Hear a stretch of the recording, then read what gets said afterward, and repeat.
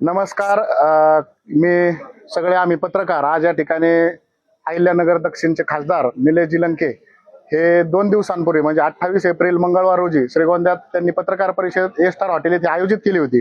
आणि त्या ठिकाणी पत्रकारांनी श्रीगोंदा तालुक्यातील विकासांच्या मुद्द्यांवर असेल किंवा खासदार निधीतून काही कामं नाही झाली किंवा कुकडीचा पाणी प्रश्न असेल किंवा असे अनेकविध प्रश्न त्यांना विचारले होते.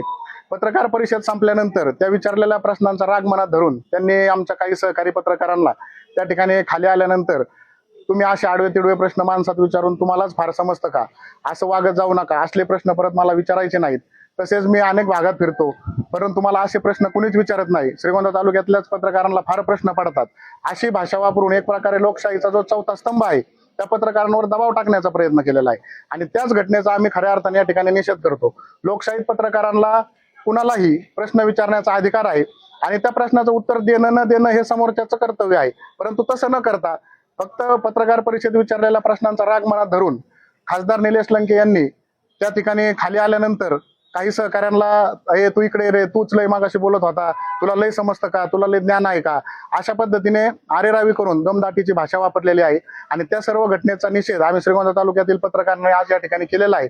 आणि इथून पुढे जोपर्यंत निलेश लंके त्या वक्तव्याबाबत दिलगिरी व्यक्त करत नाहीत, माफी मागत नाहीत, तोपर्यंत आम्ही सर्व पत्रकार त्यांच्या पत्रकार परिषदांवर बहिष्कार टाकण्याचा निर्णय घेतलेला आहे. त्यांच्या कुठल्याही बातमीला यापुढे प्रसिद्धी दिली जाणार नाही, असा निर्णय आमच्या सर्व पत्रकारांनी घेतलेला आहे.